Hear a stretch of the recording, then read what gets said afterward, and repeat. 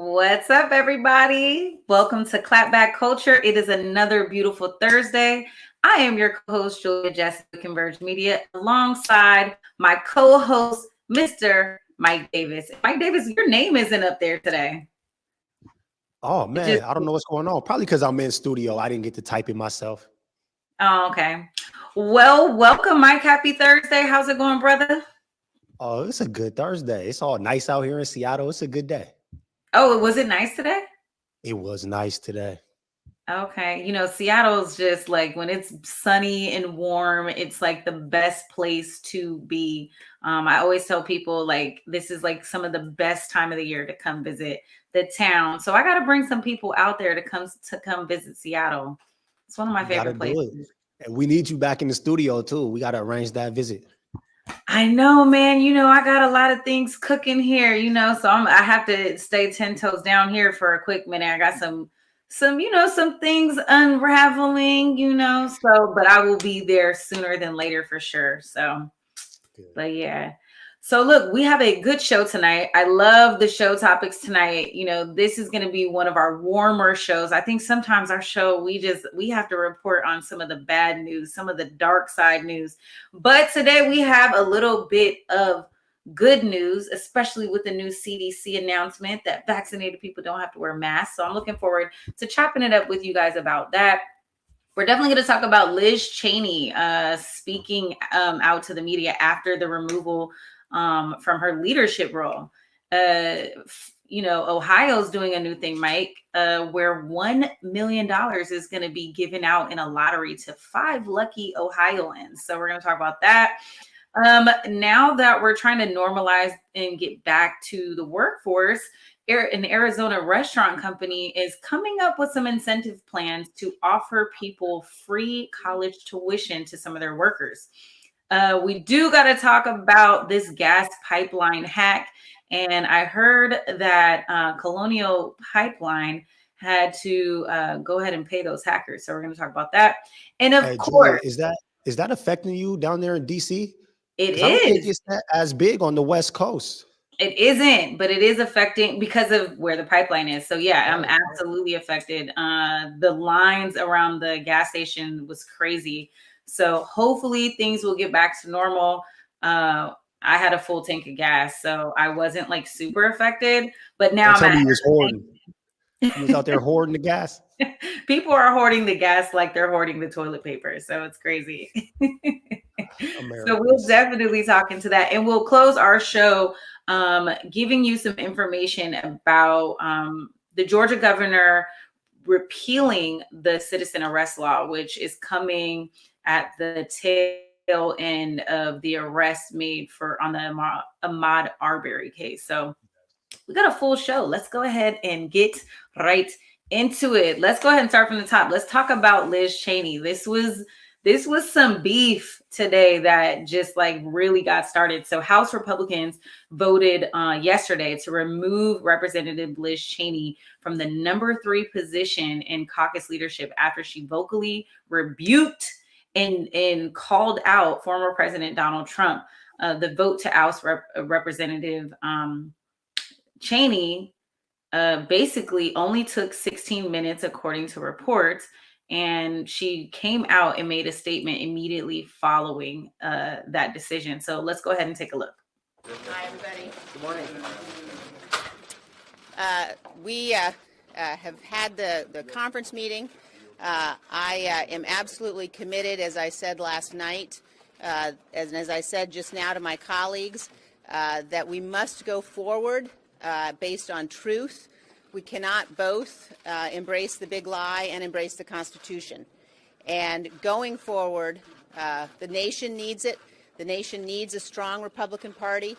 The nation needs a party that is based upon fundamental principles of conservatism. And I am committed and dedicated to ensuring that that's how this party goes forward, and I plan to lead the fight to do that. How concerned are you that former President Trump might end up back in the Oval Office, and what are you prepared to do to prevent it? I will do everything I can to ensure that the former president never again gets anywhere near the Oval Office. We have seen the danger that he continues to provoke with his language. We have seen his lack of commitment and dedication to the Constitution, and I think it's very important that we make sure whomever we elect is somebody who will be faithful to the Constitution. Last question. Betrayed by today's vote, Congresswoman, do you feel betrayed by today's vote? I do not. I think that it is an indication of where the Republican Party is, and I think that the party is in a place that we've got to bring it back from, and we've got to get back to a position where we are a party that can fight for conservative principles, that can fight for substance. We cannot be dragged backward by the very dangerous lies of a former president. Thank you. So after the vote, she's basically coming out, sticking to her guns. Mike Davis, what do you think about this? I think there's a lot in what she said in that soundbite right there. But I think the first thing that jumps out at me is the whole idea of Trump being silenced on social media right now. I think that because he's not playing that pivotal role through Twitter, for example, that he used to play, for a lot of us, it kind of seems like Trump is like out of sight, out of mind.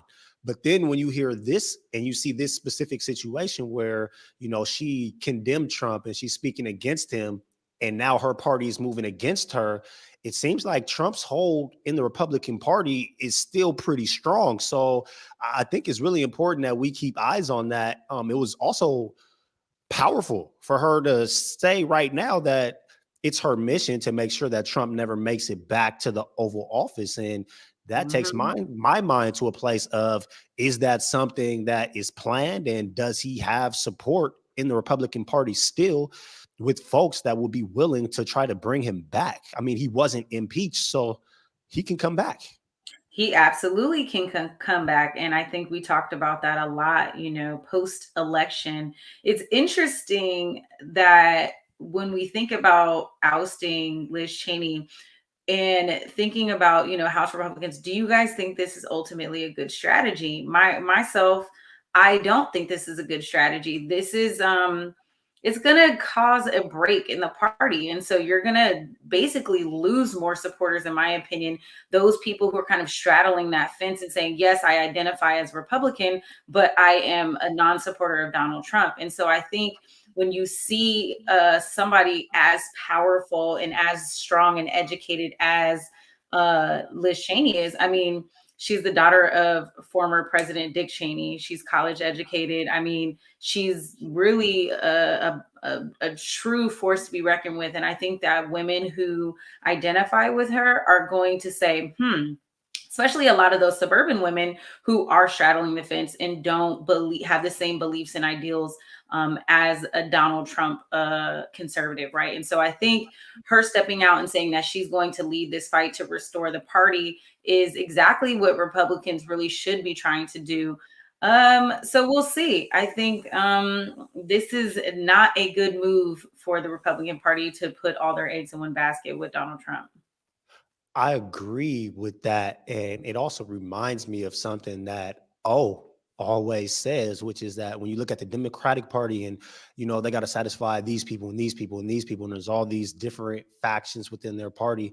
And then you look at the Republicans and it was just really, really simple. They had their base, their constituency, they knew who they were playing to. But with her stepping out like this, we might really be seeing factions starting to grow within the Republican Party. And if that happens and they start to split, Yeah. I mean, where will the power actually land? It's going to be interesting to watch it play out. It is. And so we're seeing some pushback, right? And so we're having, strong House leaders really step in, like Mitt Romney, who tweeted out that, expelling Liz Cheney from leadership won't gain the GOP one additional voter, but it will cost us quite a few. And so I stand firm on that belief. So we'll see what happens. I mean, 2024 is around the corner. So Lord have mercy. I hope we just don't have another Donald Trump presidency. But you never know. You never know. But let's talk a little bit about some more warm and fuzzy. When we talk about good, powerful leadership, I'm thinking Governor DeWine got it in the bag. He initiated and rolled out the Ohio Vax-A-Million initiative. So this is a five lucky Ohioans, vaccinated Ohioans. Okay, that sounds right. Will win $1 million each through a new lottery and something they're calling the Vax-A-Million initiative. And this is one of the largest financial and incentive programs that has been announced by a state to combat the declining demand for people to go out and get the vaccine. So let's go ahead and take a look. Ohio Governor Mike DeWine announced a series of statewide drawings on Wednesday to encourage people to get vaccinated. And it's pretty incredible. Get a COVID vaccination in the Buckeye State and get a shot at winning $1 million or a free ride at a state university. Wow. Seriously? Jason Carr's in the carport with more. Does it have to be the Ohio State University? Get your vaccine cards ready. The winning numbers are... It's one of the largest financial incentives announced by any state to combat declining vaccinations. As you guys said, starting May 26th, the state, Ohio, will award $1 million each week to an adult who has received at least one dose of the COVID vaccine. There will be 5 total drawings, and residents under the age of 18 who are eligible to receive a COVID-19 vaccine will be entered into a drawing for a chance at winning a full 4-year ride to one of the state's universities. It's news that has the entire state and the country talking, while some are as enthused.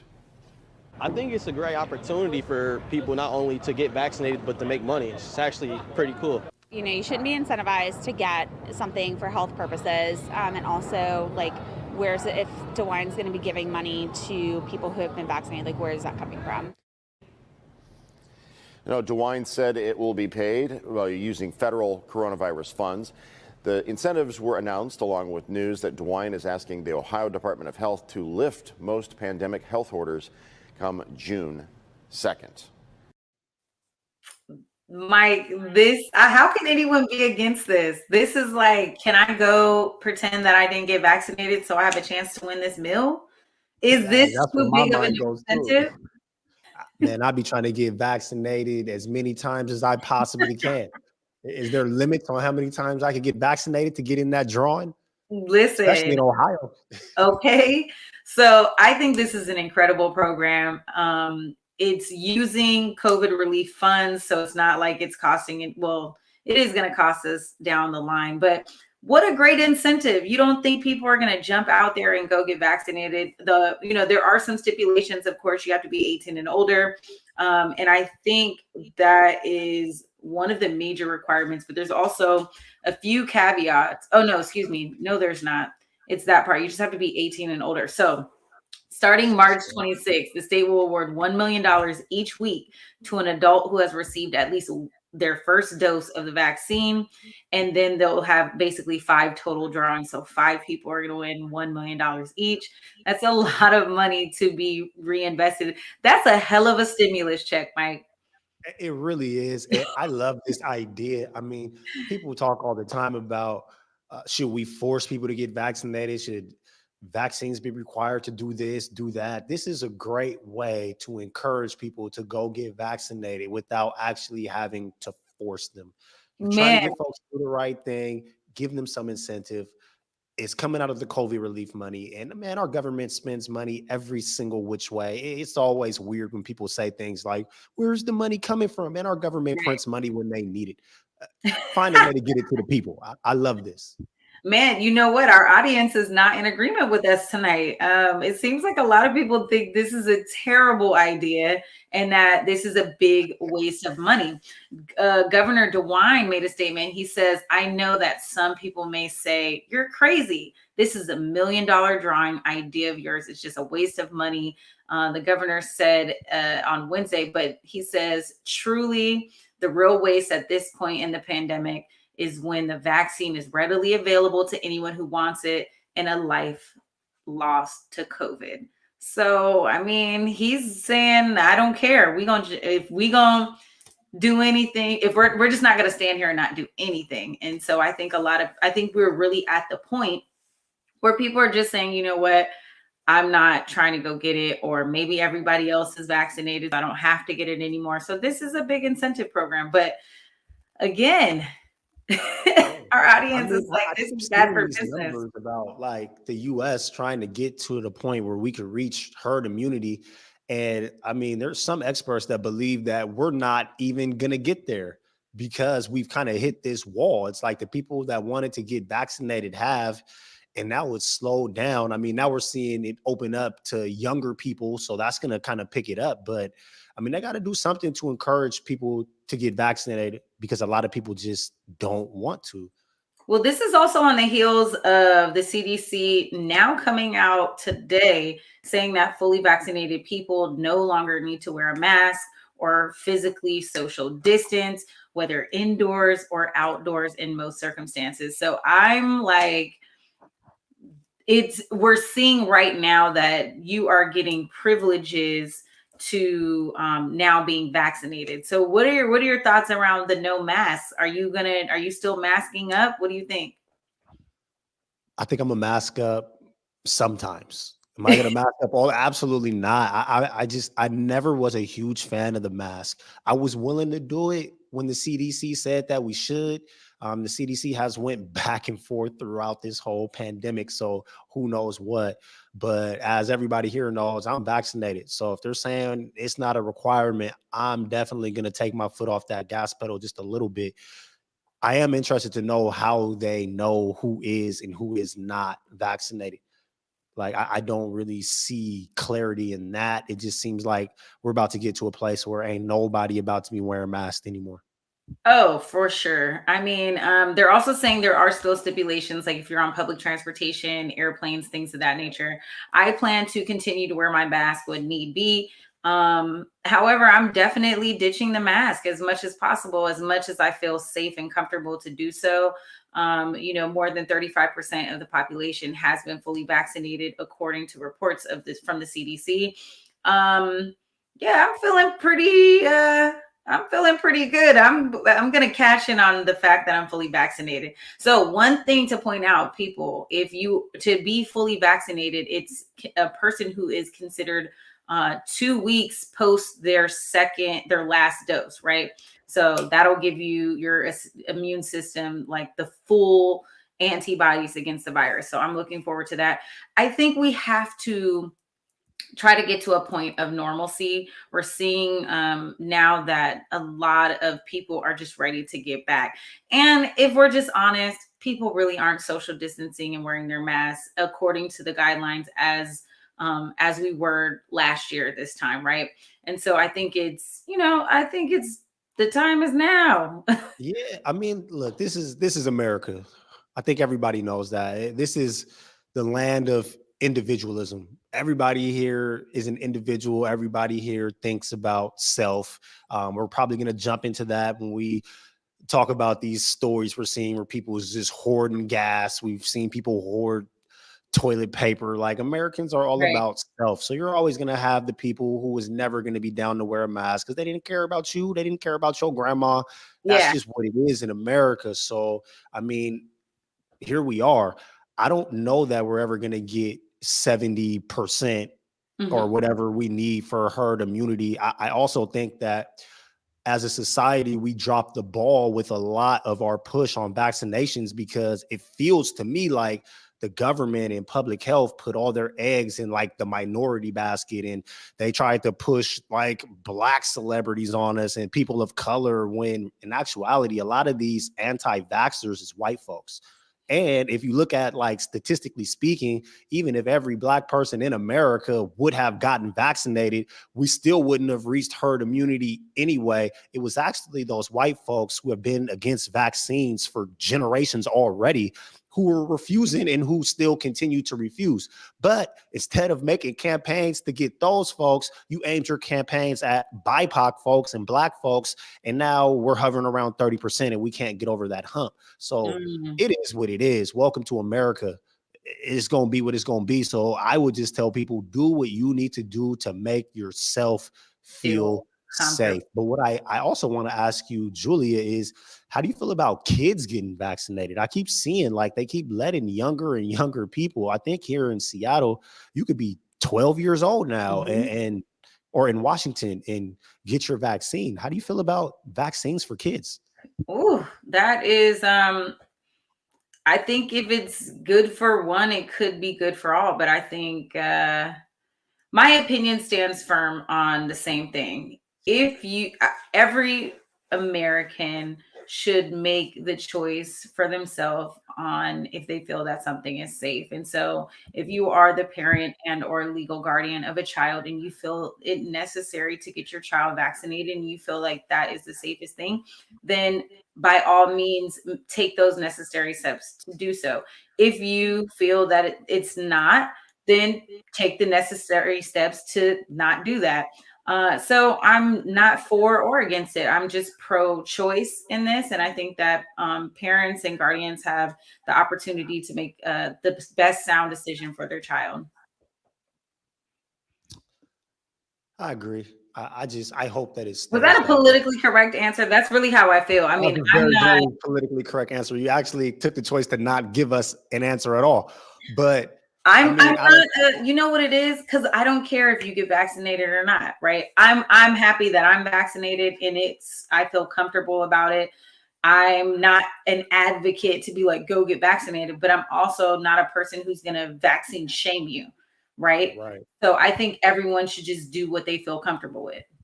I agree with that. I just don't want the pressure. I mean, Yeah. I have little kids at home. I don't feel like kids need to be getting vaccinated. If you look at the numbers, statistically speaking, they're not really at any crazy level of risk Right. with COVID. So, like the idea of trying to like take these vaccines younger and younger, it just doesn't really make sense to me. But like you, I do believe in choice, and I think that everybody should be able to have the ability to make that choice for themselves and for their families.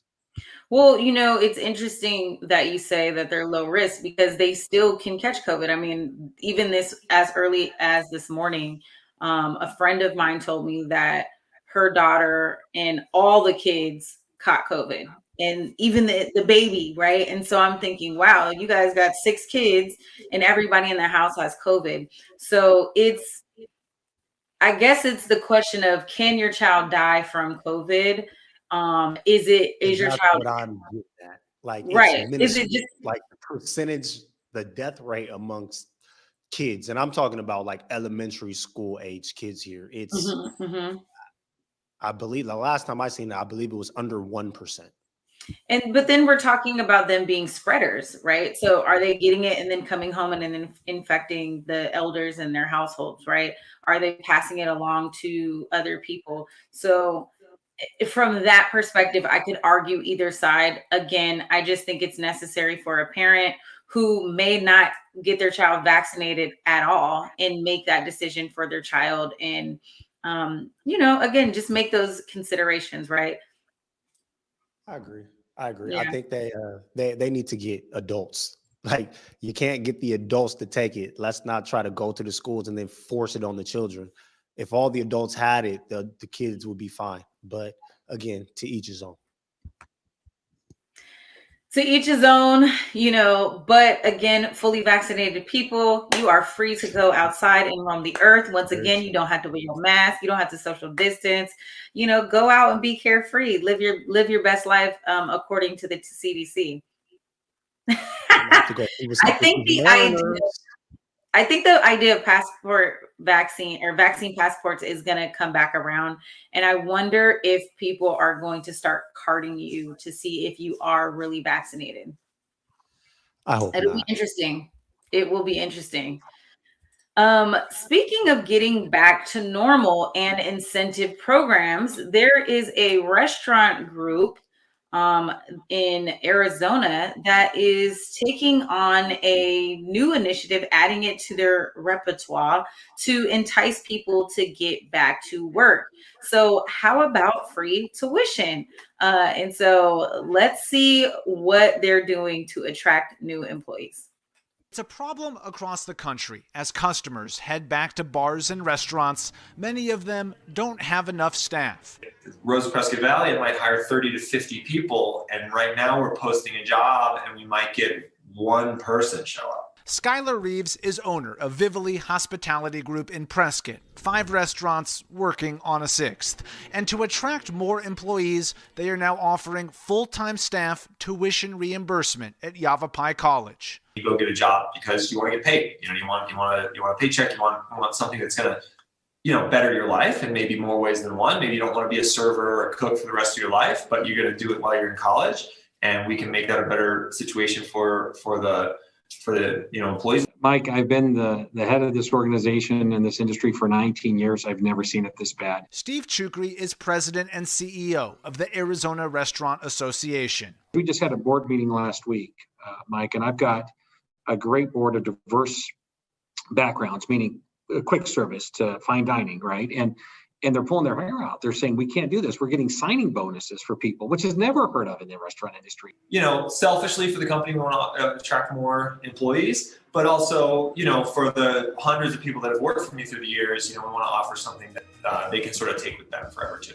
Skylar, of course, hoping he can retain the talent he hires, but hopes free tuition entices a new set of employees. And so I think that some of those folks will find their path with our company for many years. But the folks that are here for a year, 2 years, or 3 years, I just hope that all those people see that we're making an effort to reinvest in them. And hopefully they see some value in that. Okay, so we're talking about reimagining and rebuilding the restaurant industry. This is what some people are doing. This organization, this guy Skylar Reeves, he's the founder of Vivali Hospitality Group. They own 5 different restaurants, opening a 6th one in Prescott, Arizona. And so this is a way to get people back to work. Because the labor market really has dropped. People are not wanting to go back to work. So, Mike, what's your take on these other incentives, bonuses, tuition, et cetera, et cetera? What do you think? I would say first and foremost, you could pay people more. I think that would help. There's always that, but I think that that's really what it comes to.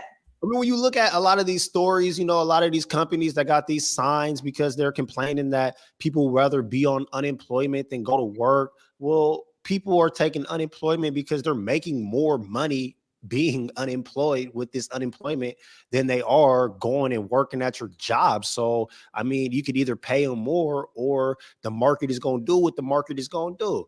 But on the other hand, I do like the idea for this specific situation. He's working in a restaurant. I've seen him speak at length, even longer than the clip that we have, where he said that even before COVID hit, he was already cycling through employees pretty frequently. So he didn't have a high retention rate. So if he's looking at his business saying, I already have a terrible retention rate because people cycle through here, then maybe it is good to let those people come in, get some education, and then be ready to move on and take a step up in life.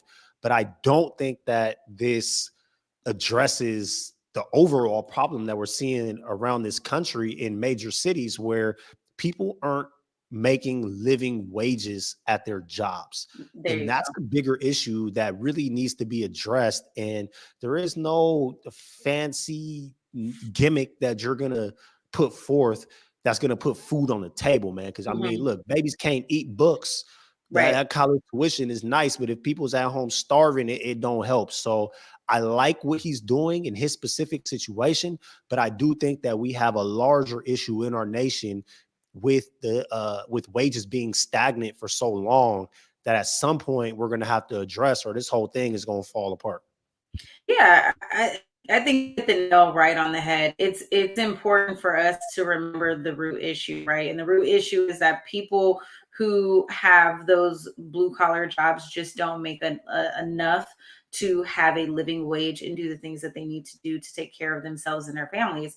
And so if we're thinking about, somebody who's in the restaurant industry and maybe this college tuition reimbursement program being something to attract employees, I think we're missing the mark because it only targets such a small population of folks. What if I'm not a person that wants to go to college, right? So there are other companies that offer similar programs. It seems like this is something that is maybe going to work for them. So more kudos to that. I guess more is more. But to your point, why not just offer people higher wages? So what if I'm making $15 an hour in my unemployment benefits to sit at home and then take on odd jobs or learn and teach myself how to be a better entrepreneur, I'm absolutely going to do that. And so I think that the difficulty we're going to see in getting people to return to work and getting off unemployment is that, one, if I'm not making more to get up and go hustle at this job, then I'm happier to just stay home and figure it out, right? And I think the misconception is that people are just sitting at home being lazy. I think a lot of people are collecting the unemployment benefits and saying, okay, how can I rebuild and reimagine what I really want to do with my life? I hate being at this 9 to 5 job. I hate going into that cubicle. I don't want to have this busy, hectic commute. And I actually really like working from home and doing something that I'm more passionate about. So I think we have to really reimagine what the workplace is going to look like to give people a little bit more time to be at home, spend time with their families, spend time raising their kids, spend time, doing things that give them a little bit more joy in life than us being crammed in the office for 8 hours a day and having 2 hours or more in commute time. So Yeah, and also you make a really good point too, because you mentioned time. You mentioned time. And when I hear that and I look at his proposal, he's saying you got to work 32 hours a week and you have to take 12 credits at the school and you have to have higher than a C in your classes. That's a hell of a lot of time. So who is he aiming this at? If you're not already someone that's a student, I don't even Right. see how you can make this work. As a parent, there's Yeah. no way that I could do 32 hours at the restaurant and then still have time to take 12 credit hours worth of college and still raise my family. So like, this is a really niche kind of crowd that he's going to be able to target, which is probably just people that were trying to go to college anyway. Well, like you said, what if you're not trying to go to college? Like, what about those people? We still need an answer for them folks. Absolutely. So this doesn't solve our problems by any means. But I shout out thought to them about, for trying. yeah, I thought about this and I thought about Joe Biden's American Jobs Plan. And I thought about, that $2 trillion investment that he's trying to make. I hope that we can really start infusing capital into companies that are offering, jobs in fields like construction and things that are doing, they're saying it's going to be rebuilding infrastructure, so roads, bridges, airports, etc.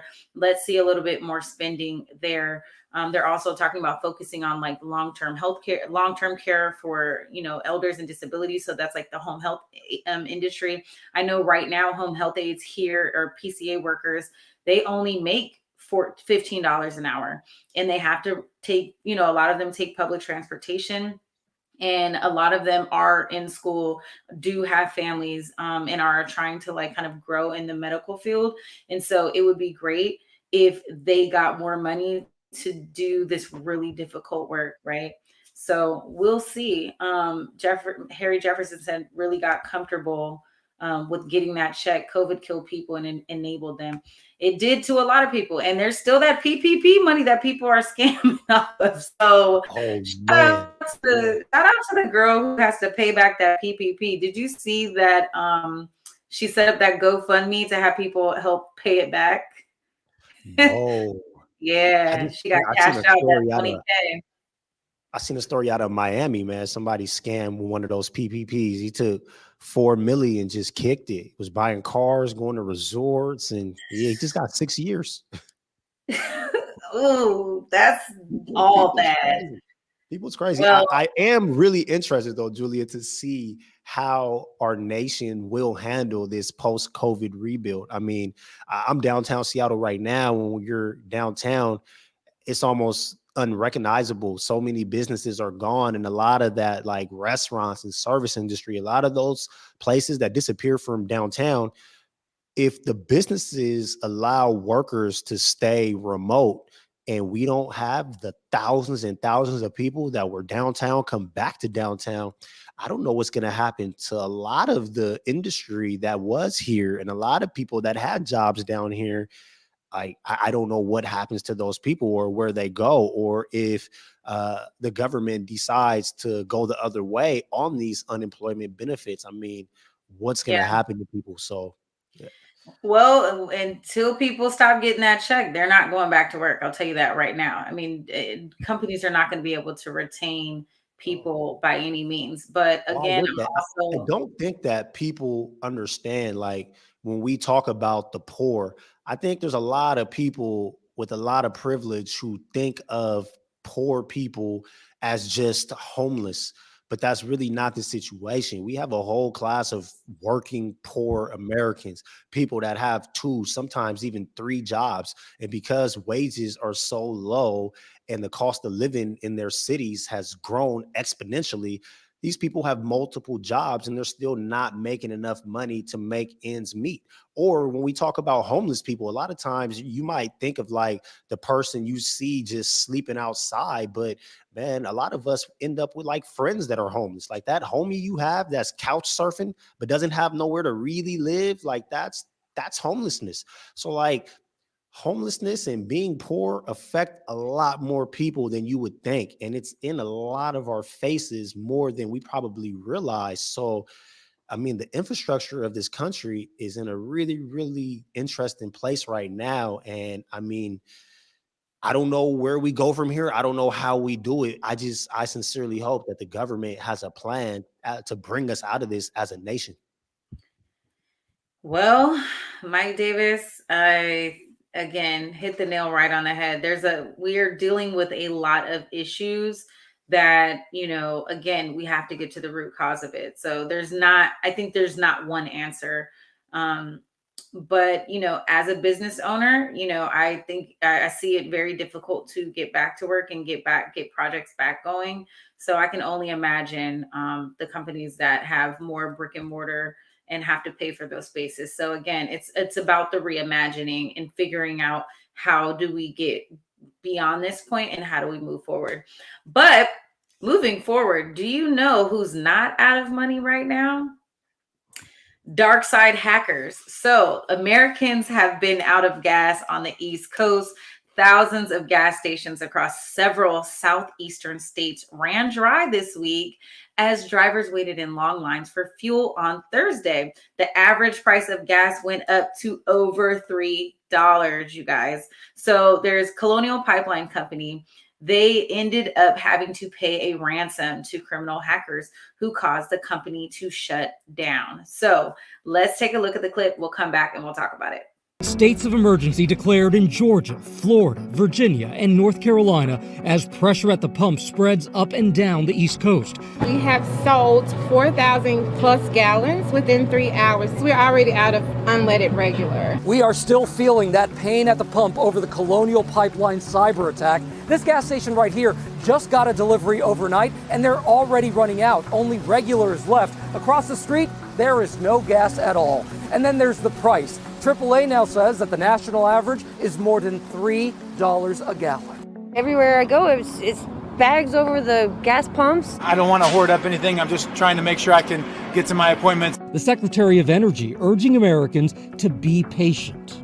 Much as there was no cause for, say, hoarding toilet paper at the beginning of the pandemic, there should be no cause for hoarding gasoline. As the shutdown of the Colonial Pipeline enters its 6th day, fuel price monitor GasBuddy reporting extreme outages in major cities overnight. 60% of stations in Norfolk depleted, 50% in Atlanta, and 35% in Charlotte. Even some airlines are starting to feel the effects. Americans saying it will have to make pit stops for fuel on some long-haul flights to Hawaii and Europe, and cancellations could be next. So this was so crazy. When I woke up and heard the story, I was like, wait, I don't understand how we're just out of gas. Like, how does that all make sense? So had to do a little bit of research to kind of understand why I was standing in so long lines at the pump. But basically, Bloomberg reported that hackers began to take attack on Colonial Pipeline in a ransomware attack. Okay, you guys know I'm not a techie person, but basically what happened is that they were stealing 100 gigabytes of data as part of a double extortion scheme. So basically they're going to hold the company hostage.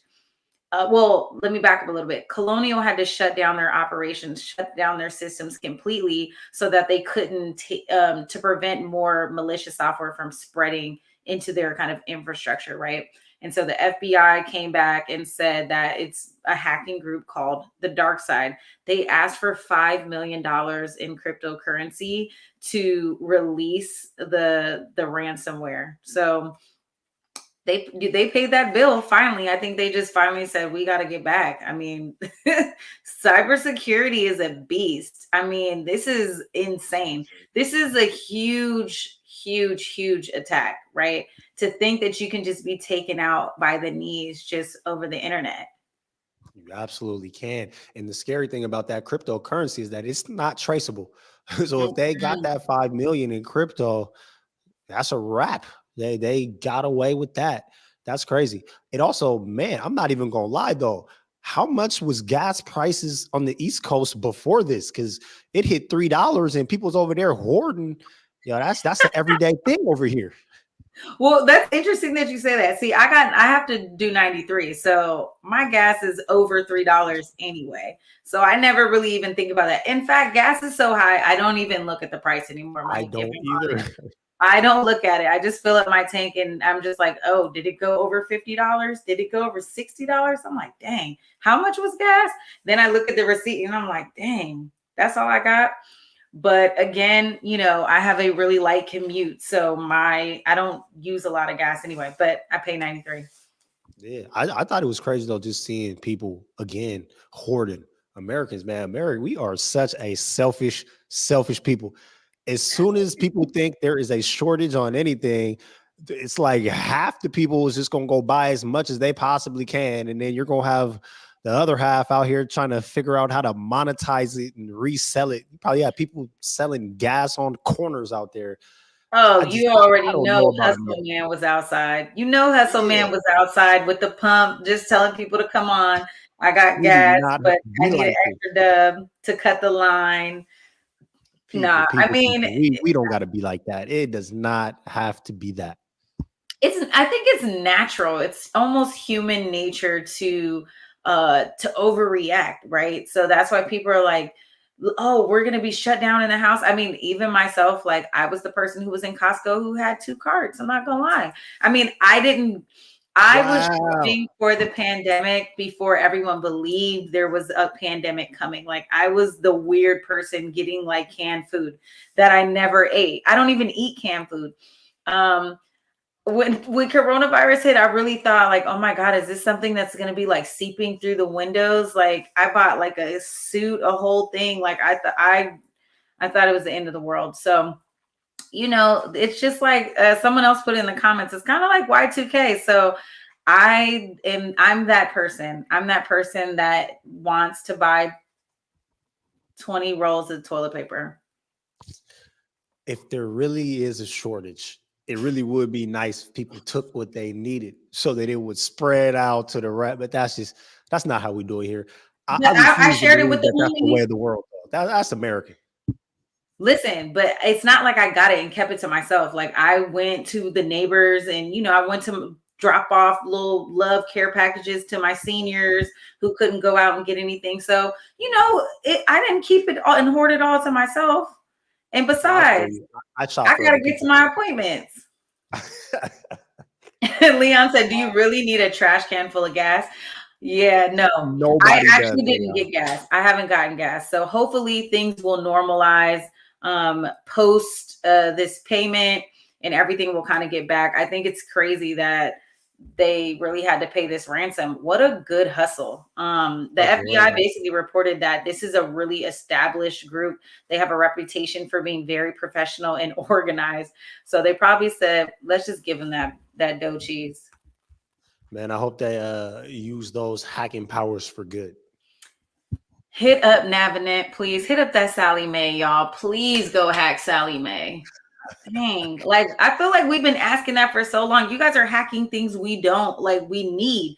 Hit up Sally Mae. Hit up Sally Mae. To hack. Why is this who you chose? Because they knew they were going to get paid. Yeah, for real though. Very smart, very sophisticated. Well, look, let's take a quick break, Mike. And when we come back, I want to talk about the new law in Georgia that the Georgia governor passed, revoking citizens' arrest, something good. So we'll be right back.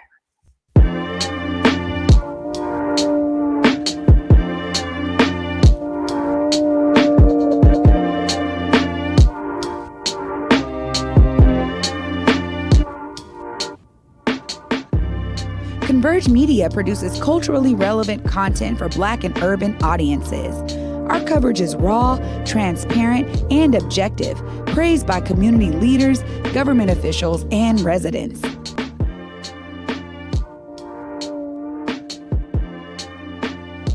Support Converge Media today via Venmo, Cash App, or PayPal at Converge Media.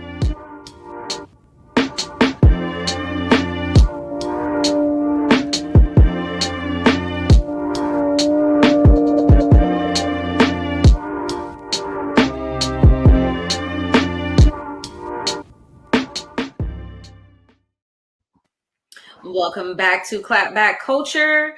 We are getting ready to clap back at the Georgia governor signing a bill changing arrest laws. We're probably for it. So Georgia Governor Brian Kemp, he signed a bill on Monday repealing the state's citizen arrest law. It's a controversial law that was implemented way back in 1863 amid the Civil War. It gained national attention back in early 2020 following the murder of Ahmaud Arbery, who was the 25-year-old Black man who was killed by a militia of 3 white men who believed he had committed a crime by going into a house that was under construction, allegedly. So let's go ahead and take a look at the bill. 3 men accused of killing 25-year-old Ahmaud Arbery go before a federal judge on hate crime charges. A new law based on the case takes effect in Georgia. Gregory McMichael, his son Travis McMichael, and William Roddy Bryan were indicted last month. Tonight, News4JAX I-Team investigator Kelly Wiley explains how a citizen's arrest law has now changed in response to the fatal shooting. Standing next to the family of Ahmaud Arbery, Georgia Governor Brian Kemp signed a bill today repealing much of Georgia's citizens' arrest law. The law, originating in 1863, received sharp criticism after video surfaced of 25-year-old Ahmaud Arbery being chased and shot to death in a South Georgia neighborhood.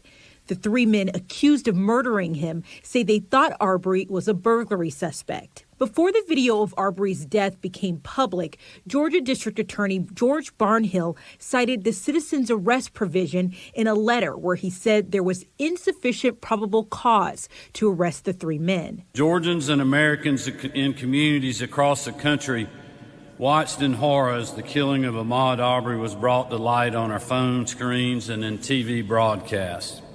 Ahmaud was the victim of a vigilante style of violence that has no place in our country or in our state. The bill repeals the portion of the law that allows a private person to arrest someone if that person saw or was told about a crime, or if someone suspected of committing a felony is trying to escape.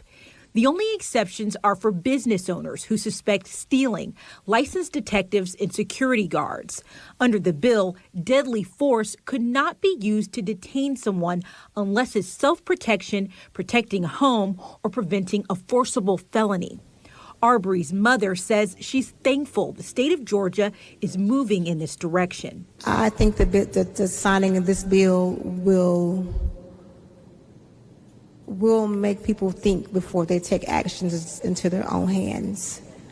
Unfortunately, I had to lose my son in this manner. Tomorrow, Gregory McMichael, his son Travis McMichael, and neighbor William Roddy Bryan will go before a federal judge on hate crime charges. Later in the week, a judge will decide if evidence of Arbery's criminal history and mental health record can be brought up at trial set for this October. Defense attorneys for Travis and Gregory McMichael have cited in a motion as many as 10 prior acts they say were done by Arbery. And this is what they're going to argue during the hearings later this week, that they want to be evidence brought during the trial. The state is pushing back, saying that Ahmaud Arbery is not the person on trial. And the defense teams are saying they're really trying to paint a picture of what might have been in Mr. Arbery's head the day of this incident. Reporting in Jacksonville, Kelly Wiley, Channel 4, the local station.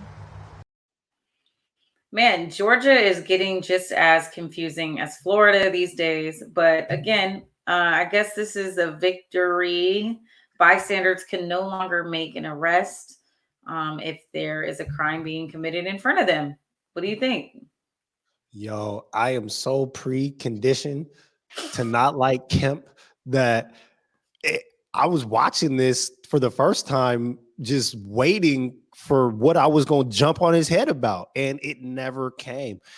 This is actually huge, and you see that law was from 1863. It's pretty clear where our country was at that point in time and who this law was for and what it was about. And I mean, it seems like ever since those times, white men have been trying to take the law into their own hands and carry it out as they see fit. So I think it's huge that they're actually repealing those laws. It's actually going to make the streets a lot safer for all of us. I mean, it is sad that someone had to die for this to happen, but there are so many people that died before and nothing happened. So it's about damn time. Yeah, I mean, this is such an oxymoron, right? Like, I mean, we're watching, last week we reported on Georgia stripping away voting rights for people. And then now you just have somebody said Kemp is sus. Exactly. And then on the other hand, it's just like, it's very, very, very confusing. It's hard, I think, to like, are you pandering to get the black vote? Like, what is this? What is this? I mean, I feel you. He has to have an angle. What is your angle somewhere?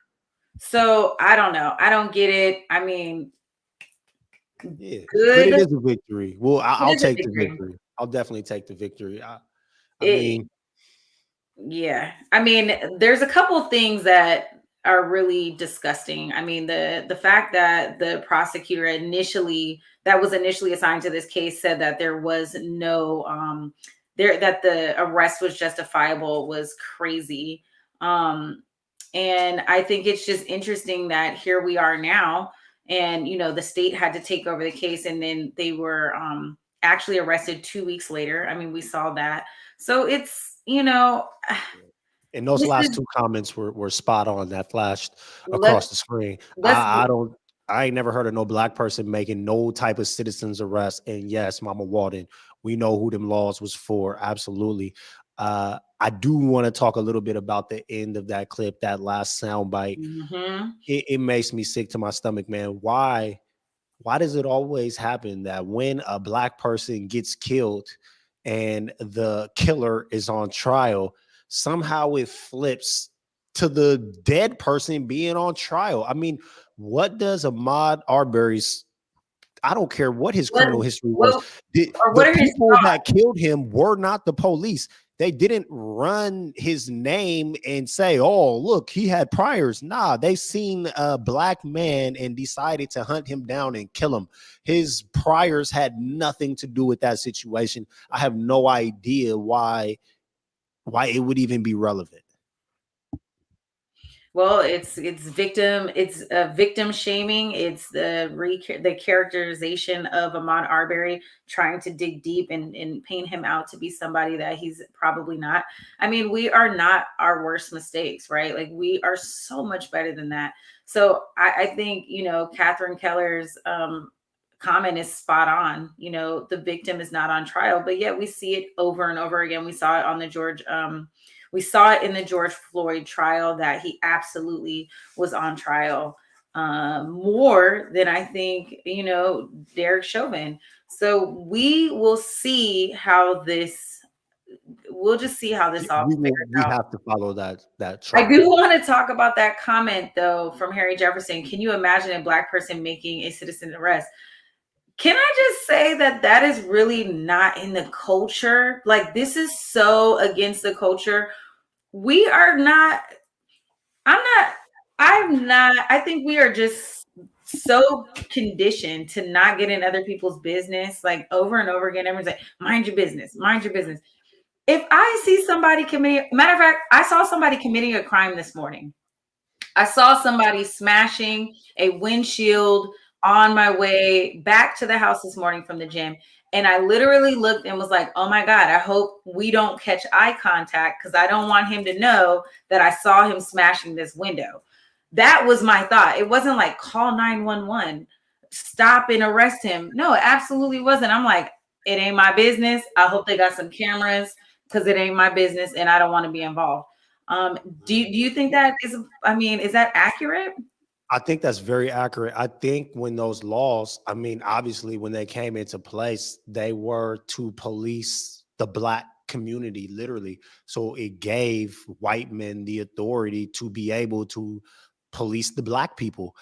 It was never for black people to police anyone. We were on the business end of that. And culturally, as a people, that's always what's been handed down to us. And if you look at, you could look at the date and think, wow, that was a long time ago, but really, it's not too many generations ago. My great grandma that just died a few years ago picked cotton on a farm in Texas. Like, she was supposed to be the first person in our family to not go to the fields, and she ended up there. So, like, I know her. I grew up with her. My kids know her. So we're not that far removed from this history. So when you say, like, the whole mind your business thing, yeah, because that's what's been passed down to us from generation to generation. And we're not too far away from those generations. So I think that's really what it is. I wish that a lot of those laws from that time, our laws don't have expiration dates. So somebody writes that law and it just ends up there forever, and it just makes no sense. Can I also offer that it's one thing to see somebody committing a crime and another thing to step in when somebody is being hurt and or threatened. Now, if I'm somewhere and there is an unsafe situation and I feel as if I need to step in, I'm not going to go in to make a citizen's arrest, but I am going to definitely see if to ensure someone's safety, if possible. If there is, for example, a domestic violence situation, I may step in and say, excuse me, are you okay? Is everything okay here? And try to get the attention and kind of move things about. So I'm not saying I'm not going to get myself involved and only mind my business. But what I'm saying is, if I see somebody stealing out the Walmart, I'm not going to jump in there and be like, hey, put that toilet paper back. Right. I'm not a victimless crime. I think that's It's what a we're getting at. victimless crime. Man, when I was 16, I worked at Nike Town. I seen people commit crimes all the time, but like, y'all are stealing from Nike. Like, I don't I pledge don't allegiance to care. Nike. Like, they're fine. Steal those t-shirts. Like, why would I put myself in danger for this multi-billion-dollar corporation to protect them from losing $20 in merchandise? That to me is ridiculous. What But are you going to put yourself in? Like, what are you going to step in front of? What's a situation? life and death. If I see somebody, like, if we're in a situation where it's like physical harm, I'm gonna intervene. But like, if I see somebody taking something from the store, I might not. If it's And a you know, and black-owned you know store, I why? probably will. So, there's a lot of nuance. And you know why I'm not going it for a victimless crime, and we got to wrap it up. But for a victimless crime, the reason I'm not going to call the police is because I don't trust the police interaction with that person following that. Totally agree. That's why. And I don't want to be the person who called 911 and said, "Hey, I think I saw this guy smashing somebody's windshield." He could have been smashing his own windshield, right? He could have been I don't know what he was doing, but it wasn't my Julia, business. yo, I've had my own property stolen. Like, I've had people break into my own car and I didn't call the police. I didn't want the police coming to my house.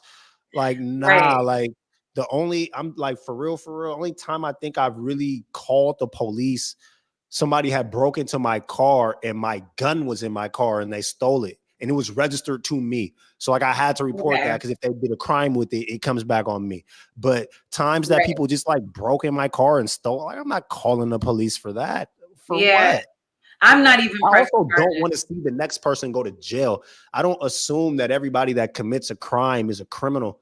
If somebody took something from me because they was hungry, I'd rather just let them go eat than me ruining their life over a couple $100 worth of stuff. I don't care about stuff on that I level. think we are blessed to be in a position of privilege where we can even feel like that, right? That if somebody takes something from me, that they probably needed it more, right? So I remember these kids stole a car and they jumped out of the moving car, and that moving car hit my car in front of the house.